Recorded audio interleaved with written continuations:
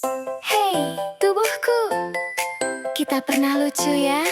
Cari perhatian, pakai drama.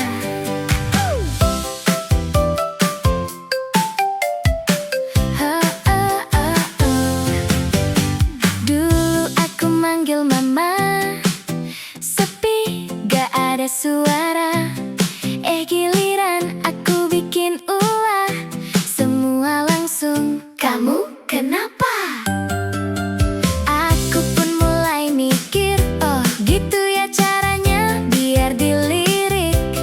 Jadi anak baik kok sepi, bikin masalah baru ramai.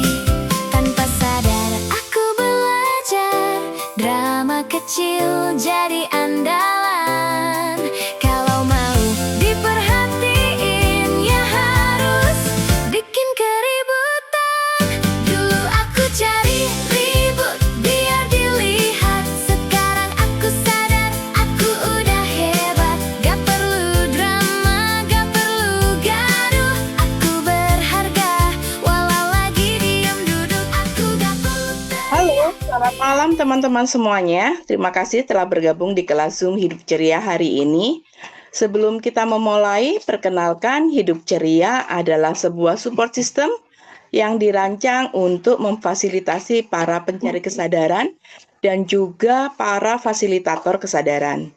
Dengan modalitas BCR, Body Communication Resonance, dengan foundernya Dr. David Avandi Jayawartono.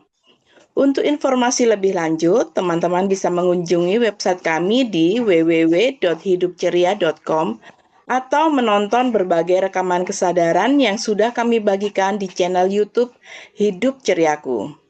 Sebelum memulai Zoom ini, perkenalkan saya Enda sebagai host pada malam hari ini dan Dr. David sebagai pembicara pada malam hari ini. Dan tema pada malam hari ini adalah Toxic Consciousness. Apakah niatmu untuk sadar diri justru berubah menjadi suara yang terus-menerus menghakimi setiap langkahmu, orang lain, atau keadaan? Terlalu menganalisa, terlalu menyalahkan diri, merasa harus selalu benar, tenang, positif, ataupun spiritual. Tanpa sadar, kesadaran yang seharusnya membebaskan justru berubah menjadi penjara mental. Mari melihat lebih dalam di mana awareness berubah menjadi overthinking, judgment, dan tekanan terhadap diri sendiri. Nah, untuk memulai acara malam hari ini, mungkin ada pertanyaan dari teman-teman ataupun ada pembukaan dari Dr. David? Pertanyaan dulu deh. Nah, sesi pertanyaan dimulai ya. Ada teman-teman yang mau bertanya dulu. Aku yang menariknya itu tentang spiritual ya, Dok. Ya, Jadi kalau kita belajar jadi spiritual itu kadang-kadang kita itu berpikir toksik itu harus selalu jahat ya, padahal enggak. Jadi kalau kemarin kita udah bicara tentang toxic positivity, coba aku pengen tahu toxic positivity itu apa? Sudah ngerti belum? Karena toxic consciousness ini lebih halus dibanding toxic positivity loh. Dan ini seringkali dilakukan oleh para spiritualis, para fasilitator, para coach, dan para guru. Ya, makanya ini betul-betul mesti dipahami sampai mana kamu kenal yang namanya toxic positivity. Toxic positivity itu apa? Kalau itu sudah kenal, ini akan bisa lebih paham. Tapi kalau toxic positivity aja masih nggak tahu, nanti di toxic consciousness makin bingung. Nanti malah shield and sword, menggunakan tools untuk berdebat.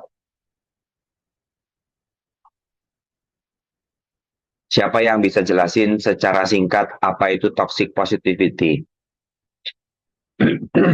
Dia punya karakter khusus, dia punya ciri khusus.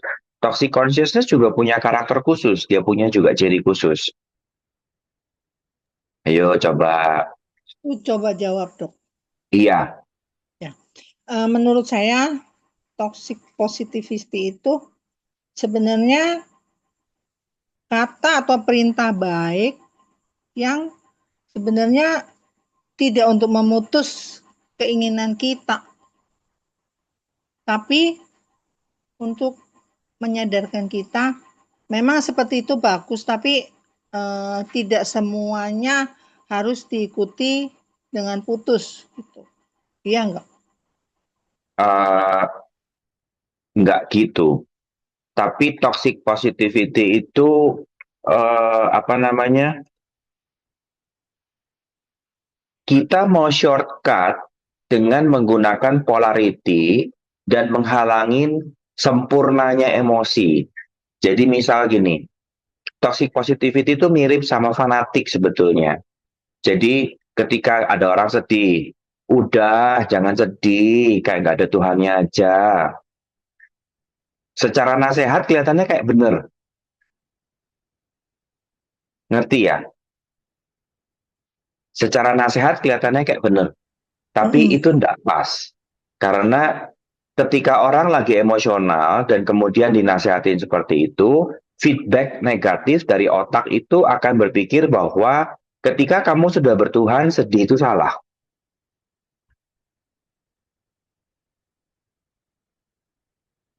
Atau ada anjuran-anjuran yang sudah berpikir positif aja gitu. Jadi kamu malah memihak pada satu kubu, melihat positif toh. Padahal yang namanya kesadaran itu bisa lihat negatif dan positif. Itu masuk di toxic positivity. Ya. Jadi ketika emosi dihilangkan dan kamu dipaksakan memilih satu kubu, satu polaritas, itu adalah bentuk toxic positivity. Nah, hari ini kita belajar yang lebih halus lagi. Jadi kalau toxic positivity itu menghalangi proses pendewasaan emosi. Jadi misalnya kamu sedih, udah nggak usah sedih, nanti juga berlalu. Atau kamu lagi marah, jangan marah dong, kan praktisi gitu. Atau mungkin yang untuk praktisi yang sudah pernah belajar modalitas lain, jangan marah, itu distraktor implan. Nah itu juga sama. Maksudnya nggak salah, maksudnya tidak jelek, niatnya tidak jelek. Tapi cara penyampaiannya itu akan membuat hidden trauma di kemudian hari. Jadi emosionalnya nggak selesai, masih manteng, masih mandek, dan akan muncul blame, shame, regret, and guilt.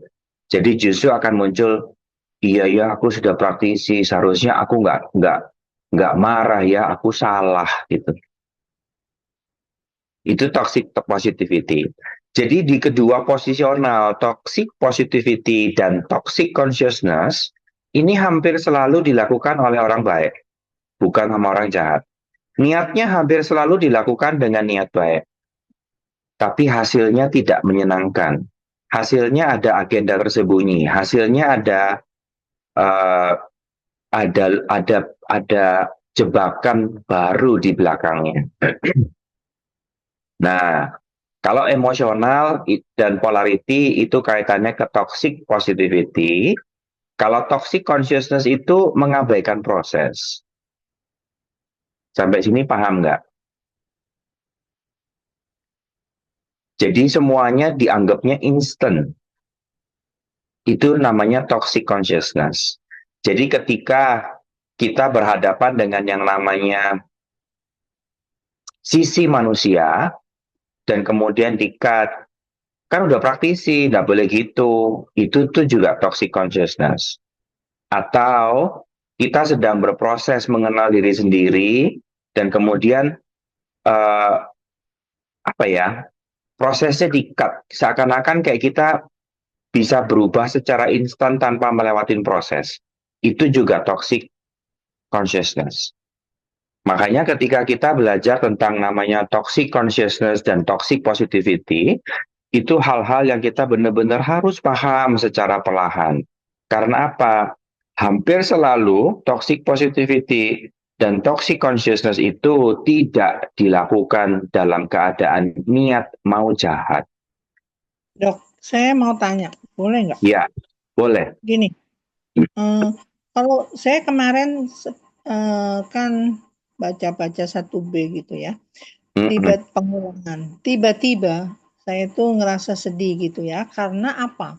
Tiba-tiba muncul pikiran saya, kenapa ya gua dulu nggak ambil aja itu semua mas-masnya, hartanya. Padahal kan saya kalau saya ambil waktu itu saya nggak salah, karena itu kan memang harta itu diserahin ke saya dan saya sendiri dengan kerelaan hati saya kembalikan ke saudaranya, dan padahal barang-barangnya itu emasnya itu pada kececer, kok saya ambil, saya temuin, saya pulangin lagi, akhirnya diambil sama orang yang jahat gitu kan. Coba ya dulu ya saya ambil aja ya, sebenarnya kan saya nggak nyolong gitu.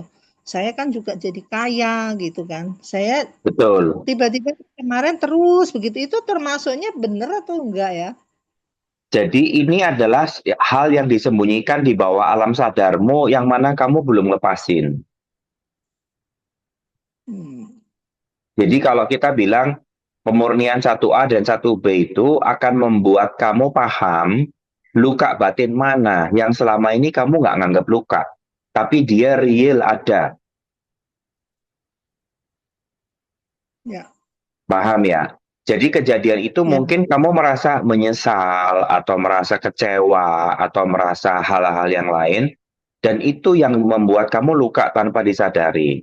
Nah, ketika ya, kita baca pemurnian 1A dan 1B, maka tugasmu adalah melengkapi emosional. Sampai sini paham? Mendewasakan ya, emosionalnya. Jadi akuin aja kalau memang kamu menyesal dan kamu marah, paham ya? Jadi bilang ke diri ya, sendiri, aku ngaku, aku nyesel. Kenapa kok dulu aku nggak ambil? Aku ngaku, aku marah. Kenapa aku dulu nggak ambil? Tapi semua itu hmm, udah berlalu. Sekarang aku bersedia untuk lepasin dan ikhlasin semuanya. Paham ya? Soalnya kalau ya, hal itu tidak diakui, maka energi kemarahan, kekecewaan, desperate, dan sakit-sakit hati itu akan dibawa terus, tapi tidak bisa dibuang karena kamu nggak ngaku. hmm, Nah, ngerti ya? Jadi ketika kita ya, belajar ilmu kesadaran, kita nggak bisa mengabaikan yang namanya emosional. Emosional itu muncul sebagai pesan dan sebagai informasi. Jangan di-bypass, jangan di-reject, jangan ditolak. Paling gampang adalah didewasakan. Gimana cara mendewasakannya? Diakui dan diizinkan untuk berlalu. Itu adalah cara untuk mendewasakan emosional. Bukan sudah, lupain aja, nggak usah dianggap. Itu namanya diabaikan. Nah, biasanya mekanisme pertahanan kita itu ada satu namanya flight atau flop. Jadi pada saat kamu ngalamin sesuatu dan bebanmu tinggi, kamu bisa milih lupa untuk bertahan. Tapi dia bara dalam sekam. Lukanya kamu gendong terus, kamu akan ada perubahan perilaku, akan ada perubahan attitude, akan ada perubahan mindset and belief yang mungkin kamu nggak sadari. Sampai sini bisa dipahami? ya dok. Nah, ketika kita mulai belajar kesadaran dan kamu baca pemurnian, maka pemurnian itu akan bimbing kamu menuju ke luka yang dulu kamu abaikan dan atau ditutup dalam-dalam di bawah emosional yang lain. Sehingga ketika kita merasa, aku tuh sudah ikhlas, tapi lukanya nggak selesai. Karena belum pernah diakui. Makanya ketika kenangannya muncul atau ketika emosionalnya muncul, tugas kamu sederhana, akui, dan kemudian baru ikhlaskan. Kalau nggak diakuin dulu, energinya nggak bisa dibuang.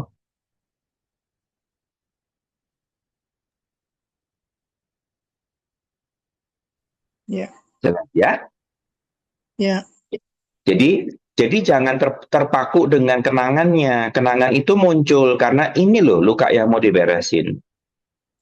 hmm, Jadi ingat bahwa tugasmu cuma akui dan lepasin.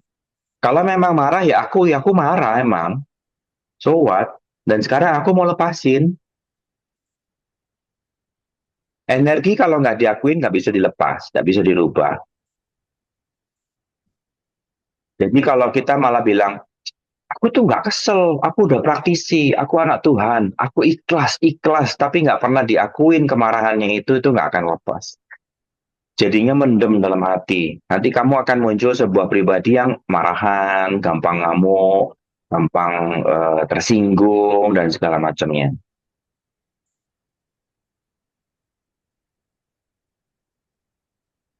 Jelas ya?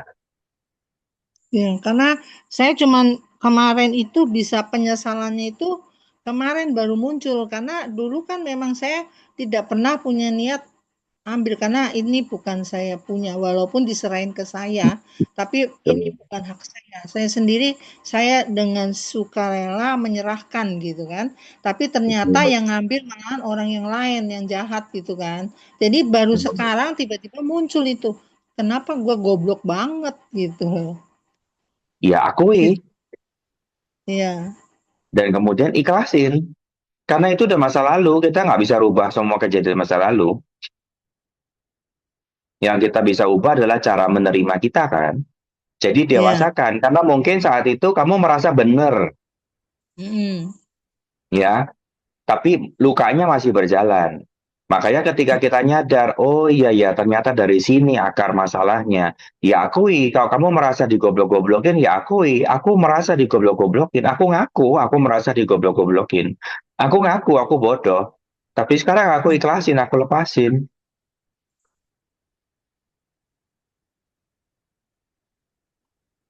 Paham ya? Karena Iya. kemarahan ini tentang uang nih, kamu marah tentang uang. Yang terjadi adalah energi uangmu akan tertutup. Mm. Ketika kamu masih punya dendam, punya amarah terhadap area uang, atau nolong, atau hal-hal yang berbau money magnet, maka yang terjadi adalah money magnet alamiahmu yang akan tertutup dan terhenti. Dan dulu mungkin kamu nggak nyadar tentang itu.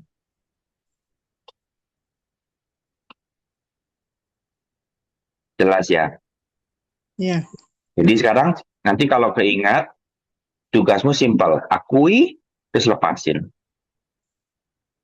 Aku ngaku dulu marah. Tapi sekarang aku mau pilih lepasin. Aku mau pilih ikhlas. Itu langsung beres. Nggak sulit. Yang sulit itu kalau kita nggak ngaku. Gue, aku nggak marah kok.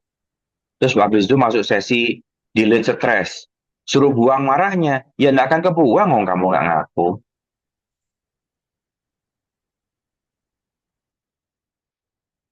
Jelas? Iya. Iya, Dok. Sip. Ada pertanyaan lagi nggak?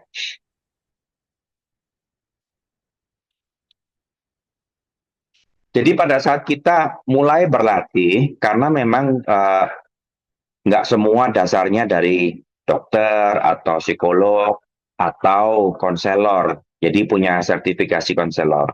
Jadi memang teknik-teknik bicara ini yang membuat kita menjadi toksik. Seringkali tidak memiliki kemampuan konseling dan kita punya keinginan untuk pengen ngomong. Nah, karena tidak punya skill, ini bisa jadi toksik. Makanya kita belajar untuk ayo belajar. Kalau kamu udah masuk di ranahnya energi healer, kamu udah masuk di ranahnya fasilitator atau praktisioner, kamu bisa belajar bagaimana caranya sebagai konselor. Ambil sertifikasi konselor. Misal nih, kita lagi terima klien luka batin tentang suami istri. Istrinya bilang, suamiku tuh selingkuh karena dia gini-gini gini. Nah, kamu sebagai konselornya mau ngomong apa? Ayo, contoh, toxic positivity. Iya bu, jahat ya suamimu tuh ya. Wah, gak bener suamimu tuh. Harusnya dia setia ya bu ya. Kan ibu gak ngapa-ngapain ya. Ibu kan baik ya sama dia. Ini toxic positivity loh. Kamu memihak, kamu mematahkan emosionalnya, dan kamu memberikan apa ya dorongan untuk semakin berantem. Mungkin niatnya tidak jelek, tapi caranya salah kaprah banget. Atau toxic consciousness. Orang lagi marah-marah, lagi curhat, lagi penuh dengan emosional, langsung ditanya, iya Bu, jadi kontribusinya untuk hidupmu apa? Apa kontribusi perselingkuhan ini dalam hidupmu? Itu toxic consciousness. Banyak dari kita dulu nggak paham dan kita melakukan ini. Banyak, termasuk saya pun pernah. Tapi setelah makin belajar, makin didalemin, ternyata iya ya, kita ini handle orang. Kalau memang dia lagi emosional, kita nggak boleh ngekat dengan tools. Bantu dia mendewasakan emosionalnya dulu. Setelah dia siap untuk mengubah problemnya, baru kita bisa memfasilitasi. Makanya aku bilang berkali-kali, toxic positivity dan toxic consciousness itu tidak pernah dilakukan dengan niat jelek. Hampir 100% dilakukan dengan niat baik. Tapi tekniknya salah. Tempatnya tidak tepat, timingnya tidak tepat, momennya tidak tepat, prosesnya tidak tepat. Jelas ya? Makanya teman-teman yang juga belajar kesadaran dan mungkin juga sudah terima klien, ayo belajar bagaimana cara ngobrol dengan klien, bagaimana cara memfasilitasi dengan klien. Karena tugas kita sebagai praktisi ataupun fasilitator itu tidak boleh menggiring opini. Tugas kita adalah membantu memfasilitasi klien untuk mendewasakan emosionalnya dan experiencing kesadarannya sendiri. Bukan dijejel, bukan disuap, bukan dikarbit, bukan dipaksa, bukan dikontrol. Pada saat kita berpegang pada aturan ini, maka kita akan tahu, oh lagi emosional. Bantu dulu emosionalnya. Setelah emosionalnya selesai, baru kita tanya, jadi sekarang aku bisa support apa buat kamu? Mau difasilitasi, gimana caranya aku keluar dari sini? Gimana caranya aku menghandle ini? Oke, kita mulai berpikir ya, apa kontribusi kejadian ini untuk hidupmu? Ngerti ya? Jadi, toxic consciousness itu bypassing proses. Orang lagi dalam kondisi tenggelam, terus disuruh ngambil les-lesan. Loh, ini orang lagi tenggelam loh. Masa disuruh ngambil les-lesan? Makanya les renang dong, tapi ini orang lagi tenggelam loh.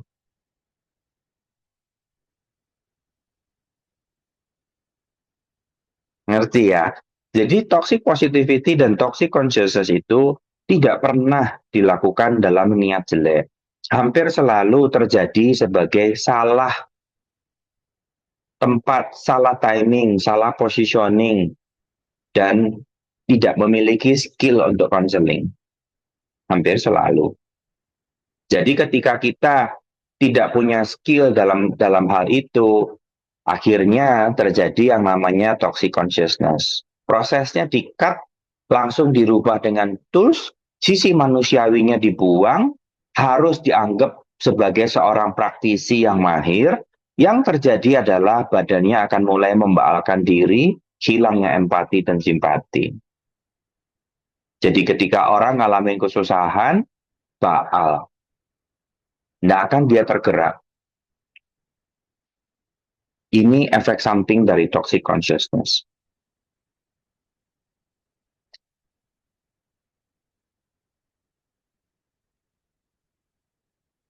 Ada pertanyaan nggak? Dok, mau nanya Ya, nih, ya. kalau misalnya gini, kan kita sudah mengakui nih, Mm-mm. sudah terima, sudah mengakui gitu ya. Tapi kan sometimes ingatan itu datang lagi tuh dok. Ya, Nah itu kayak mana tuh dok? ya nggak apa-apa. Kan cuma ingatan. Gimana dok? Kalau kamu ngakui dan udah selesai, walaupun ingatannya muncul, tapi energi reaktifnya hilang. Ya tapi Iya, kalau cuma tinggal kalau kenangan kosong. Nggak emosional lagi. Udah biasa aja. enggak, kalau misalnya gini, kalau misalnya masih ada rasa sedih, rasa sakit hati, tapi memang Akuin, tidak bereaksi yang marah atau gimana-gimana gitu. udah Tapi lumayan. ya misalnya sudah lumayan gitu ya dari ini, tapi tetap aja maksudnya tetap, bukan tetap aja, masih ada rasa itu tadi, masih ada rasa sedih, rasa sakit hati. Akuin, didewasakan. Hmm. Akuin tau, kamu sedih dia digituin. Kalau sudah ngaku udah ada perubahan, besar kemungkinan kamu minta dikomunikasikan. Komunikasikan, duduk berdua baik-baik. Dengerin ya, aku cuma mau cerita. Aku tuh diginiin sedih banget. Aku tuh kecewa diginiin. Bukan untuk mendebat, bukan untuk marah-marah, tapi hanya untuk mengekspresikan perasaanmu. Mendewasakan emosionalmu. Tapi kalau misalnya kadang gini, ketika sudah dikomunikasikan, ternyata apa sih ya, tanggapannya tuh cuma diam gitu, seolah kayak Kamu tadi dengerin nggak aku yang bilang? tuh dok. Jangan didebat, Bukan di debat. komunikasikan, Iya, sampaikan. iya disampaikan gitu kan. Tapi kan kalau misalnya orangnya itu cuma diem gitu dok. So what? Kan kamu mau benerin badanmu dulu. Tugasmu hanya mengekspresikan emosional kamu nggak nyari respon tentang dia. Badanmu cuma ingin didengar, badanmu cuma mau kamu menyampaikan isi hatimu. Badanmu cuma minta dia tuh paham perasaanmu. Terus Dari kalau awal, muncul dari awal tujuan kamu tuh menyampaikan isi hati, bukan cari gara-gara. ya, terus kalau ada muncul rasa kecewa itu apa dok? Ya sampaikan. Rasa kecewa karena dia cuma diem gitu. No, no, no, no. Kamu nggak boleh ngurusin orang lain. Oh. Tugas kamu hanya menyampaikan isi hatimu. Tugas kamu hanya mendewasakan emosional kamu. Hmm, Kamu ngomong aja, ya, ya. dia cuma bersedia duduk, diem, dengerin kamu, ngeliat kamu, dan setelah itu ngasih peluk, itu udah lebih dari cukup. Hmm, Kalau dari dia bisa muncul I'm sorry, itu udah bagus banget. Ingat ya, niat awalnya adalah mengkomunikasikan perasaannya masing-masing. Bukan cari gara-gara. Kalau kamu cuma cari gara-gara, maka apapun jawabannya harus sesuai dengan keinginanmu. Itu nggak ada habisnya loh. hmm, Nanti ya. dia jawab iya, kamu bilang, kenapa jawabnya cuma iya doang? Harusnya kan iya, minta maaf lah dan segala macam. Nanti udah iya minta maaf. Kenapa minta maaf doang tapi matanya masih melotot? Nantang ya kamu ya? Hmm, Ngerti nggak maksudku?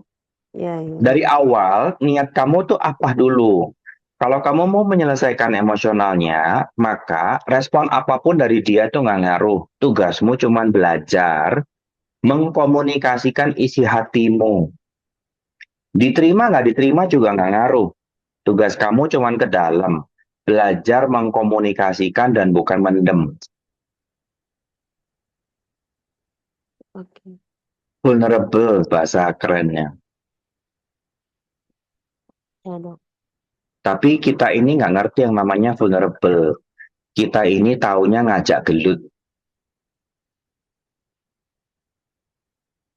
Kayak gini, aku tuh sayang sama kamu.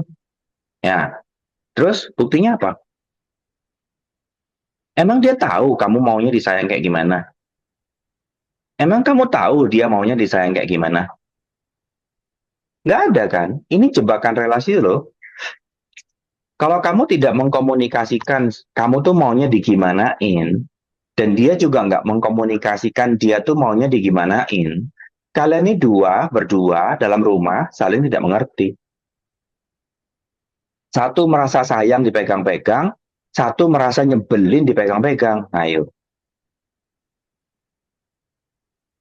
Hmm, Makanya kitalah yang berlatih mendewasakan emosional. Karena pertanyaanmu ada di lingkar relasi, maka tugasmu adalah belajar menyampaikan isi pikiranmu dan isi perasaanmu. Sejujur-jujurnya, seterbuka-terbukanya, sevulnerable-vulnerable-nya. Bukan mau ngajak gelut. Jadi respons dia itu tidak diperlukan.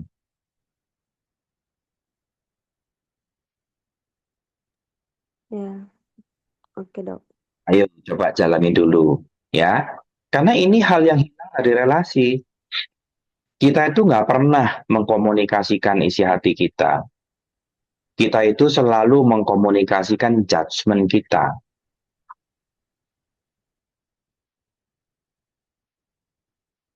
Masa udah serumah nggak ngerti sih kalau aku tuh nggak suka handuk di mana-mana, kos kaki berterbangan di mana-mana. Masa naik sepatu aja nggak bisa lurus. Kita tuh nggak pernah mengkomunikasikan. Makanya yuk belajar komunikasi. Coba belajar mengemukakan isi hatimu. Aku tuh kalau diginiin nggak suka. Aku tuh kalau diginiin tuh sakit. Rasanya di badanku tuh sakit banget. Kamu paham nggak perasaanku? Dan kita nggak butuh responsnya. Kita sedang belajar untuk mengkomunikasikan isi hati kita. Dan pada saat kamu mengkomunikasikan, jangan cari gara-gara. Tugasmu adalah mengekspresikan dirimu se-vulnerable-vulnerable-nya. Jangan gengsi dengan pasangan, jangan jangan gengsi, jangan bertahan kuat-kuatan dengan pasangan. Se-vulnerable-nya. Kamu udah milih sehidup semati, selaraskan niatmu dengan itu di janji pernikahanmu. Kalau kamu bisa mengkomunikasikan, dia akan tahu kamu seperti apa. Kalau kamu gagal mengkomunikasikan, ya salah paham ini akan berlanjut ke hal-hal yang lain. Nggak heran nanti kalau ada problem orang ketiga lah, selingkuh lah, atau kejadian ini itulah. Ya karena dia nggak ngerti, kalian saling tidak memahami satu sama lain. Oke? Ya, Dok. Nah, sebelum kamu belajar mengkomunikasikan, belajar jujur sama dirimu dan dewasakan dulu emosionalmu. Ambil waktu self PCR. Setelah tenang, setelah beres, coba cek ada emosi apa nih yang masih mangkel di dalam. Ada emosi apa nih yang belum terselesaikan. Akui dan kemudian rubah. Aku ngaku aku kecewa. Aku ngaku aku sedih diginiin. Dan sekarang aku pilih ikhlasin ini semua. Baru kamu belajar ngobrol.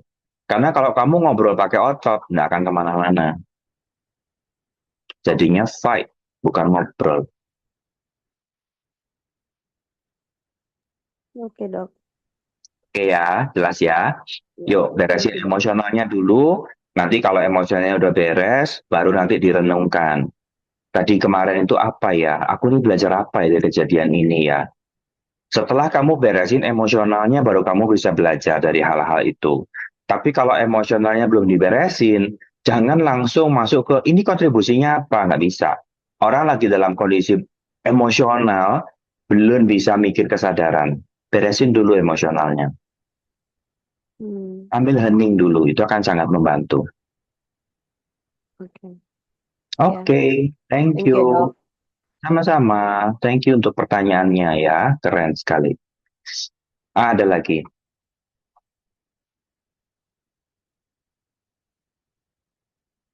Ada pertanyaan? Ingat ya, kita ini belajar kesadaran dalam posisi badan masih bermasalah. Masih tidak paham yang namanya kontrol, tidak paham yang namanya pembenaran, masih belum selaras dengan semesta, belum bisa ngebedain mana judgment, mana awareness, belum bisa bedain mana evidence dan judgment.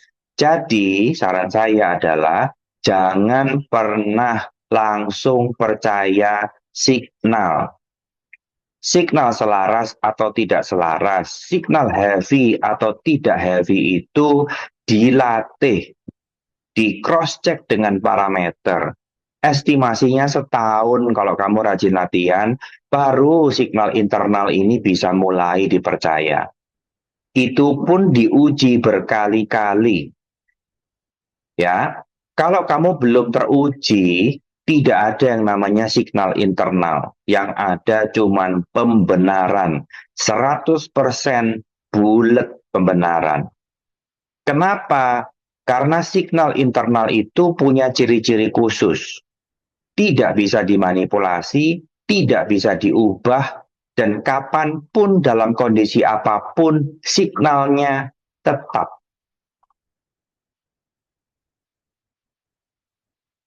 Jelas ya? Jadi misalnya, kamu mesti datang ke sebelah sono. Walaupun kamu berusaha menghindar, walaupun kamu lagi kondisi ngangingong-ngengong, signalnya tetap ke sono. Tidak bisa digeser, tak geser ke sini. Tapi kalau signalnya bisa digeser-geser, itu 100% pembenaran. Misalnya, sudah mau melatih body, stop adiksi, lagi belajar dalam topik berhenti makan karbo. Habis itu ada roti, pas kebetulan lagi trending di Bandung, lewat di beranda. Body, mau roti apa enggak? Signalnya enggak. Mau kan body? Ini enak loh, jarang-jarang loh ini muncul. Oh iya, like. Itu namanya pembenaran. Ya, dan memang terjebak di posisi ini itu pasti tidak ngerasa. Tapi yang namanya signal internal itu bisa merubah dirimu. Karena biasanya hal-hal yang tidak selaras dengan kesadaran, signalmu justru akan mengarahkan kamu untuk berubah kesadaran. Jadi ciri yang ketiga dari signal internal itu adalah akan bisa banget against you. Kamu lagi marahan sama orang lain, terus ada fasilitator bilang, ya udah minta maaf aja.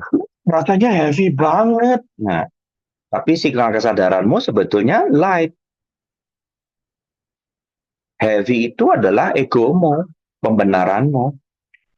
Jadi tidak mungkin yang namanya signal kesadaran itu mengikuti ego. Tidak mungkin. Signal kesadaran itu pasti berlawanan dengan ego. Pasti. Karena dia kesadaran. Kesadaran itu egoless. Jadi kalau signalmu masih seiring, selaras dengan ego, 100% bukan signal kesadaran. Wah, roti cheesecake. Langsung, body mau apa enggak? Mau. Wah, asik, boleh makan cheesecake. Ah, itu mah berat. Habis makan cheesecake, dicek gula darahnya langsung lebih dari 120. Terbukti jelas berat. Habis itu gatalnya keluar, jerawatnya keluar, sudah 100% berat. Kalau kesadaran itu dibuktikan by science, tetap terbukti. Tidak mungkin meleset. Memang paling seru di makanan. Soalnya adiksi itu, yaitu indah. Dan otakmu akan berusaha dengan segala cara untuk merubah signal itu jadi yes. Dan itu sering terjadi di pasien diabetes, sering terjadi di pasien autoimun. Udah tahu alergi, udah tahu bikin rheumatoid arthritisnya flare, udah tahu bikin psoriasisnya flare, udah tahu ini bikin diabetes, tapi tetap merasa boleh makan kalau sudah untuk insulin. Nah, gimana tah? Tapi ya itulah challenge-nya. Ada pertanyaan?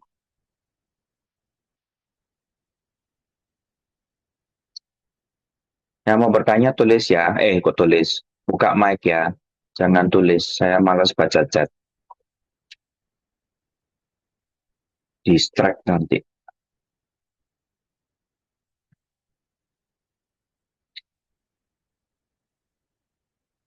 Santi. Signalmu lancar tak? Mita, ini Mita siapa? Mita Semarang bukan? Mita Semarang, dokter. Mita, apa kabar? Iya, Seru. Mita ini lagi mendalami yoga. Kita di BCR movement itu belajar area situ tuh. Nanti kita belajar fascia manuver, belajar drainase limpatik. Jadi kalau kamu punya keinginan untuk awareness dan kamu punya ketertarikan di yoga, itu benar, itu udah selaras. Soalnya dengan fasciamu di-remove, dirilis, luka batinmu, emosionalmu, yang nyangkut-nyangkut tuh bisa lepas juga, bisa rontok. Nanti walaupun cuman gerak-gerak gitu nanti bisa rilis, bisa mungkin ngalami fase-fase kayak atau nangis, atau emosinya keluar, atau plong. Nah, ya itu memang bisa lewat gerak. Itu seru kok. Iya. Dan aku belum bilang apa-apa loh sama dokter dah. Kan tahu. Soalnya eh, ya dulu kan kita berpikir kesadaran itu cuman keliling-keliling, baca-baca teori-teori gitu kan. Dan sejak di BCR kan aku punya keleluasaan untuk explore, mendalami, gali-gali. Terus aku menyadari bahwa oh iya ya, kita tuh tubuh, pikiran, dan jiwa. Jadi nggak mungkin kesadaran itu cuma doa-doa doang, atau cuma keliling-keliling doang, atau cuma nata cara berpikir dan cara ngomong. Nggak mungkin begitu. Kesadaran itu akan melibatkan keseluruhan, termasuk cara makan, cara gerak, olahraga, pola tidur itu masuk semuanya. Nah, dari situ tuh baru kita baru baru ngerti, oh kenapa dulu aku ngerancangnya gini ya, baru kebuka satu persatu. Seru. Makanya aku Iya. di grup BCR aku nulis, yuk belajar diet kesadaran. Diet kesadaran itu selaras dengan konsep makannya anti-aging. Jadi low karbohidrat, high good fat, dan high fiber. Jadi cuman kita buang yang nggak sehat doang, kita cuman buang yang racun lah kasarnya. Olahan tepung dan makanan karbohidrat sebagai makanan pokok. Nah, dari situ nanti badanmu akan juga mulai berubah. Oh ya, lebih seger ya, energi lebih enak ya, semua akan berubah. Iya, benar banget sih itu dok. Seru-seru. Happy to see you back. Nanti nanti di BCR level 2 mungkin Mita yang udah jagoan di yoga bisa bisa support banyak hal. Karena ya walaupun di yoga sudah diajari stretchnya, tapi di yoga nggak diajari fascia manuvernya. Jadi Iya. ada hal yang putus tuh dia di yoga. Kalau mau lengkapin mesti yoga dan breathwork. Terus nanti latihannya bareng. Baru itu nanti jalannya bagus tuh nanti. Iya, iya, iya, ya itu. Ya yoga sih aku belum, ya masih masih ya Di masih explore. pemula lah ya dok. Explore lah. Kan ada yin, ada hatha. Tapi yang selaras sama awareness itu nanti di yin yoga. Yin yoga itu sangat selaras sama awareness. Ya, benerin pinggul, panggul, pinggul, belikat. Nah, sama twist rotasi itu akan sangat banyak ngebantu nanti. Oke, Dr. David, thank you so much. Sama-sama Mita, thank you udah ikut gabung ya. Siapa lagi nih yang baru-baru Lestari ini, Dewi Kusuma. Nimas mana ya?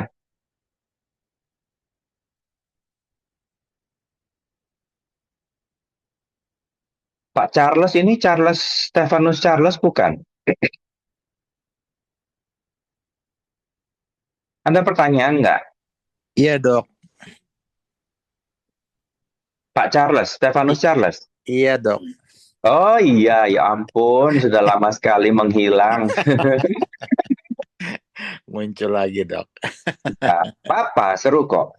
BCR Iya. semakin lama semakin selaras dengan semua kesadaran yang pernah kita pelajarin. Karena selama ini ya mungkin kalau kita belajar sampai di level tertentu kita jadi ngerti apa yang orang dulu cerita ya. Oh, kenapa ini begini? Oh, kenapa itu begini? Jadi selaras semua. Dan memang banyak hal yang terjadi itu karena pengikut. Jadi merasa karena, oh kok gampang sekali ya, cuma ngobrol-ngobrol jadi duit. Terus akhirnya mereka nggak mendalami materi, begitu gampangnya ngasih konsultasi, dan akhirnya malah bergeser ke toksik. Nah ini yang aku waspadain. Karena aku perhatiin ada beberapa yang melakukan itu gitu. Jadi wah sayang sekali ya. Karena kan kalau di modalitas sebelumnya kita udah dikasih tahu nggak boleh konseling ya, karena kamu nggak punya pemahaman dan skill di wilayah itu. Iya. Nah, sekarang pun di BCR aku ngulangin hal yang sama. Jangan konseling sebelum kamu punya skill di bidang itu. Karena ini yang nanti ditakutin, toxic consciousness dan toxic positivity. Iya, iya. Ya, Jadi bukan niatnya jelek, tapi justru niatnya bantu, cuman caranya nggak pas. Orang lagi tenggelam, disuruh ngambil kursus renang. Orang lagi emosional, malah ditanya kontribusinya apa. Nah itu tuh bukan toolsnya yang salah, tapi momennya nggak tepat. Iya dok. Mm-mm. Iya, ya nyimak lagi dok dari yang minggu Iya. lalu. Seru kok. Iya. Aku juga baru menyadari banyak hal ya, karena setelah mulai paham di arah sini juga, wah iya, aku dulu juga pernah melakukan kesalahan yang sama, toxic consciousness dan toxic positivity, karena menyepelekan sisi humanis. Jadi kita menganggap bahwa emosional itu nggak penting lah, bisa dilewatin gitu. Tapi ternyata sebagai manusia, emosional tuh penting banget. Kita perlu untuk menghandle bagaimana caranya handle marahnya. Kalau sedih, gimana cara handle sedihnya. Jadi proses pendewasaan emosional ini nggak boleh di skip. Iya. Nah, di sini kita belajar tentang itu. Kita belajar, oh ternyata kita mesti membantu mereka menyelesaikan pendewasaan emosionalnya. Jadi kita bimbing gitu. Seru. Iya. Oke dok. Iya dok, Ya. gimana? Dokter Lili.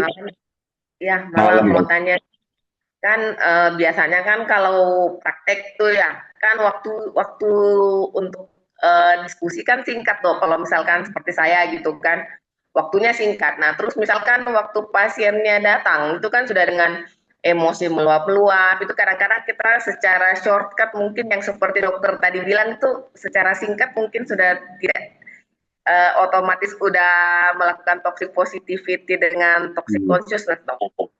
Nah Iya. itu tuh Jadi memang, ya, dok. memang itu kendala juga ya.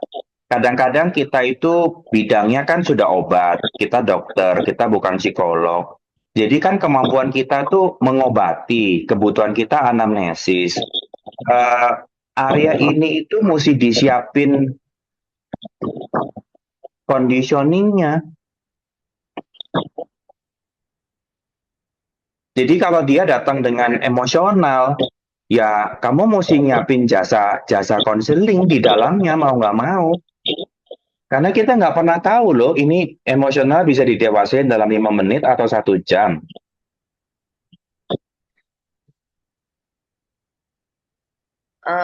Apakah ini di pikiran saya dok ya, apakah selama ini ya, karena kan saya berurusan dengan obat gitu dok, cepatnya saya tuh di shortcut pakai obat gitu.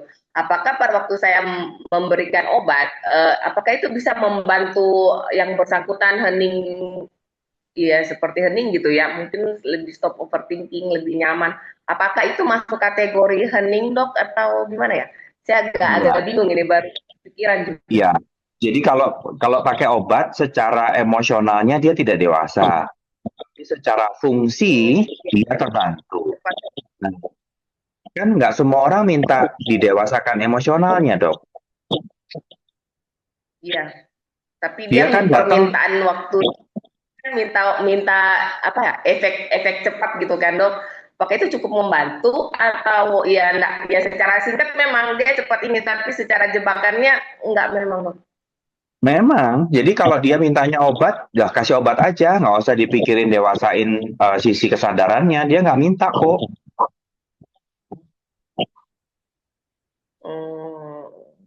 Jadi Tapi pada apakah saat bisa kita, berfungsi seperti kalau dia pakai obat memang shortcut, karena memang dia maunya obat. Dan rata-rata yang minta obat diajak latihan nggak mau. ya biasanya Yang mau sih ada latihan yang biasanya nggak mau obat. untuk ya biasanya mau apa namanya mau di terapi dulu dok, misalkan mau di PCR gitu. Nah biasanya Ya. kan saya awalnya bantuin obat supaya dia lebih rileks karena pengalaman biasanya kalau terapi dok masih butuh waktu gitu. Secara cepat biasanya malamnya tuh sudah muncul overthinking dan sebagainya, terus besoknya batal. Jadi ada ngaruh nggak dok? Kalau aku sih obat tetap masuk terus, BCR juga jalan. Ya biasanya saya selama ini begitu dok. Jadi saya pakai obat dulu, dia rileks dulu. terus masuk sesi terapi BCR-nya. Iya. Nah, setelah mulai bisa diajak ngobrol, baru bantu dia untuk mendewasakan emosionalnya. Jadi kemarin itu kamu Menggali. nyangkut cemas. Ya, cemasnya gara-gara apa? Pakai CBT, Dok. Ya. Karena kalau dia memahami emosionalnya sendiri, akan sangat mudah dia untuk mendapatkan kesadaran. Jadi tekniknya ya garis besarnya ya CBT, mau nggak mau. Selalu ditanya, kenapa kamu marah? Menurut kamu ini tentang apa? Apa yang membuat kamu berpikir begitu? Nah, Dok, yang saya mau tanya juga, misalkan dia udah nyaman, Dok, misalkan sekali dua kali PCR udah nyaman gitu, pas masuk sesi ketiga mulai lagi muncul gelisah. Apakah di tiap sesi terapi itu memunculkan apa ya healing Emosi yang crisis belum gitu, Dok? selesai. Nah, Iya, apakah yang sudah saya stabil setelah di terapi gitu akan memunculkan pasti memunculkan jadi muncul gelisah seperti itu, Dok. nggak Karena saya pasti, tapi pada saat dia siap untuk healing crisis, dia akan muncul healing crisis. apa di pengalamannya dokter rata-rata yang sering melakukan sesi BCR muncul healing crisis, Dok. Bukan pemurnian batin ya, bukan bacaan pemurnian batin. Ya, BCR doang. Sering, Dok. Muncul. Kita pernah handle pasien stroke, mendem luka batinnya, begitu dia dapat sesi BCR, keluar semua emosinya keluar. Nggak apa-apa, makanya pasien mesti dikasih tahu, sesi ini akan beresin emosional yang unresolved. Jadi pada saat emosional itu keluar, tugas kita adalah ikhlasin. Akui emosinya dan ikhlasin. Di beberapa orang mesti dipandu, Dok. Karena memang mereka lagi posisi marah banget, mangkel banget, dan emosional banget gitu. Iya, betul. Jadi perlu dibantu dengan teknik CBT, ditanya, kenapa kamu gini? Kenapa kamu berpikir begini? Selalu ditanya untuk dia menyadari sesuatu. Nah, CBT itu buat kita medis ngabisin waktu. Karena kita nggak di training di situ. Ya makanya kita biasanya kerjasamanya sama psikolog karena emang dia bidangnya di situ kan. Skillnya dia ada di sono. Jadi begitu emosionalnya muncul, kita rujuk ke psikolog, psikolog yang akan bantuin dia CBT untuk resolving dia punya emosionalnya. Obat jangan diganggu-ganggu, jalan terus.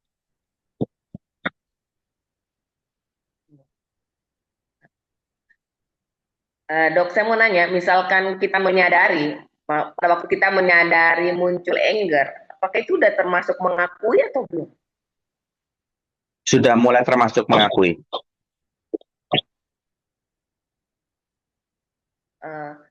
Misal kita praktisi, Dok. Nah, kan kita udah nyadar ini kan distraktor implan. Apakah berarti kan saya udah akui, udah sadari juga. Apakah semudah hilang semudah dengan mengatakan quote and pop yang dokter bilang kemarin di clearing atau akui dulu. Iya, akui dulu. Oh iya, aku marah. Akuin dulu. Oh iya, aku marah. Ambil hening sebentar, hitungan detik, napas panjang dulu. Habis itu milih, aku mau apa dengan ini? Emosi ini mau diapain? Dan nggak salah kalau tetap milih marah. Bukan artinya setelah kita belajar kesadaran terus harus diem, nggak boleh marah, nggak boleh emosional, nggak boleh sedih, bukan loh. Jadi pada saat kita memilih emosional, itu kita sadar betul, bukan terkendali oleh emosional, bukan lepas kontrol emosional.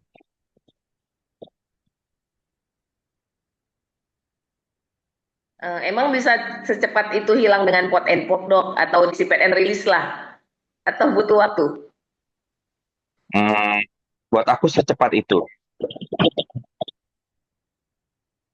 Tiap orang experience-nya beda-beda. Mbak Endah secepat apa? Aku bisa hitungan menit sampai hitungan jam. Aku bisa cepet, Dok. Nah, jadi memang perlu latihan. Karena seringkali Kesulitan itu karena kita nggak ngaku. Tapi begitu kita ngaku, oh iya ya aku marah ya. Terus ini mau diapain? Bisa muncul berulang lagi nggak dok? Misalkan Oh, bisa. sekarang, terus besok bisa muncul lagi dok setelah Bisa. dilakukan Bisa banget. memori yang sama, problem yang sama bisa memunculkan distraktor implan Bisa. beberapa kali. Bisa. Butuh clearing. Selama itu pemurniannya masih beberapa bermunculan kali. terus, artinya semesta masih ngebimbing kamu sampai mahir. Dan belum tentu kenangan yang sama, emosional yang sama itu punyamu.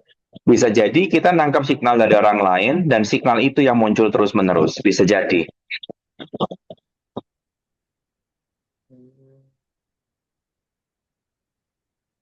Oke dok.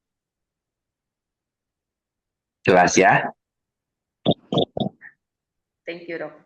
Sama-sama. Dokter di praktek, kalau saran aku jangan terlalu khawatir dengan mereka-mereka yang minta obat.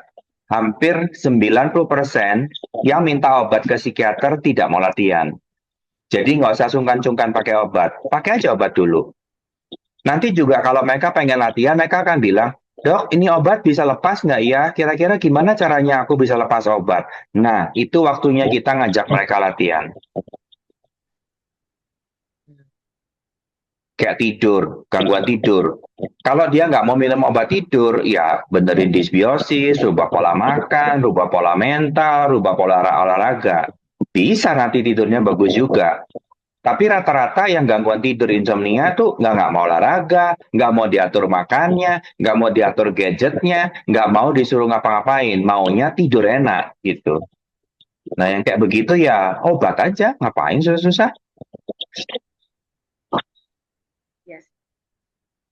Memang serba salah ya. Kadang-kadang kita juga paham bahwa mereka pilihnya faint. Jadi flight, faint, dan freeze itu bisa menciptakan penyakit yang mereka pilih. Bisa jadi hipertensi, bisa jadi diabetes, bisa jadi macam-macam termasuk cancer. Nah, khas di mereka-mereka ini dia tidak mau rubah pola hidup, maunya obat. Ya kasih aja obatnya, nggak apa-apa. Nah memang mereka yang minta kok.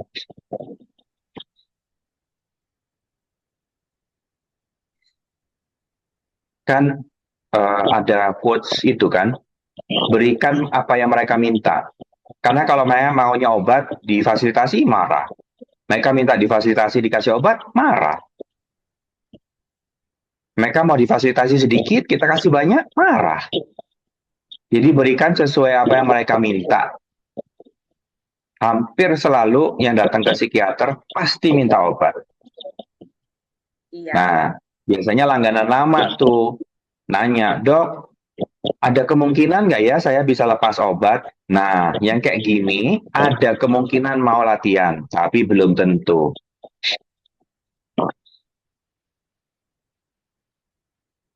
Jadi jangan sungkan buat kasih obat.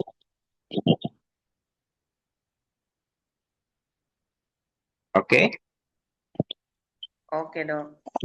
Soalnya di kami kan yang praktek non psikiater, psikolog. Jadi kita ketimpaan banyak yang nggak mau pakai obat gitu. Nah, karena dokter psikiater ya pasti banyak ketempaan yang maunya pakai obat, nggak mau latihan. Ya memang normal. Bukan dok, makin ke sini banyak juga yang nggak mau pakai obat dok. Cuma kalau disuruh terapi nggak mau, apalagi bayar nih. Makanya. Nah, kalau bisa cuma sekali aja maunya, kan susah dok. Iya, memang nggak memungkinkan. Dong itu penyakit perilaku, terus sekali datang gimana ceritanya? Memang susah. Mau pakai akupunktur pasti perlu bulanan. Mau pakai latihan juga pasti perlu bulanan.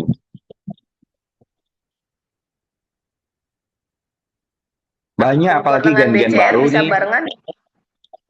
Akupunktur dengan BCR bisa, tapi selesaiin satu-satu. Akupunktur dulu lanjut BCR atau BCR dulu lanjut akupunktur boleh. Jangan sambil pasang jarum, jangan sesi BCR sambil pasang jarum. Kemarin aku udah bahas sama Mbak Endah, kita belum punya pengalaman di posisi itu. Jadi kalau mau, ya ayo sama-sama kita jalanin. Terus responnya gimana, nanti sharing-sharing sama kita.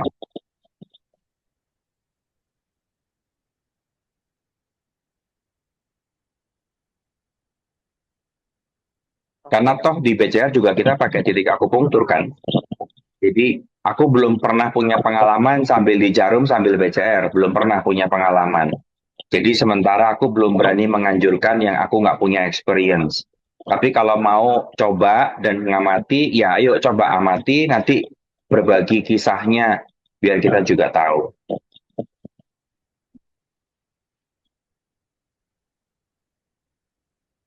Oke? Oke, Oke. Dok. Menarik banget ya pembicaraan malam hari ini, tapi waktunya udah jam 9, Dok. Ya, jam 9 nih. Kita closing aja ya, Dok. Boleh. Ada pengumuman lagi nggak, Dok? Enggak, sepertinya mudah-mudahan apa yang kita bahas hari ini bisa bermanfaat buat semuanya dan mudah-mudahan kita lebih mendalamin apa yang kita miliki dan kita bisa menjadi terang buat semua orang. Oke, kita closing ya, Dok. Ya, Terima kasih banyak untuk semua teman-teman yang telah bergabung di kelas Zoom Hidup Ceria pada malam hari ini. Kami berharap teman-teman semua mendapatkan wawasan baru dan energi baru dari sesi ini. Jangan lupa bahwa Hidup Ceria selalu ada untuk mendukung perjalanan kesadaranmu melalui PCR. Jika teman-teman ingin mendalami lebih banyak lagi, kunjungi channel YouTube kami di Hidup Ceriaku untuk berbagi rekaman dan konten yang menginspirasi. Oke, terima kasih dokter, terima kasih teman-teman semuanya. Bye-bye. selamat malam. Thank you, Dok. Sama-sama, Hari. Terima kasih. Dokter. Kita yang terbaik bersama-sama, langkah semakin asik. Hidup ceria, penuh tawa dan cinta. Kesadaran dan bahagia untuk kita semua. Berbagai topik kita pelajari, dari stres, cinta hingga diri sendiri. Bersama coach dan teman sejati, hidup ceria kita terus berlari. Langkah ringan, hati bersinar, kita temukan cara untuk berkah. Hidup ceria bersama kita, kesadaran jadi cahaya. Hidup ceria, kita yang terbaik.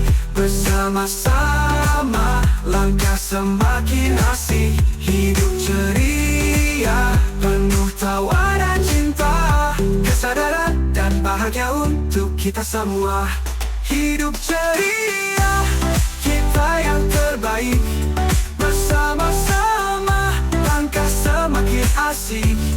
Hidup ceria, penuh tawa dan cinta. Kesadaran dan bahagia untuk kita semua. Mari bergabung, jangan tunggu lagi. Hidup ceria selalu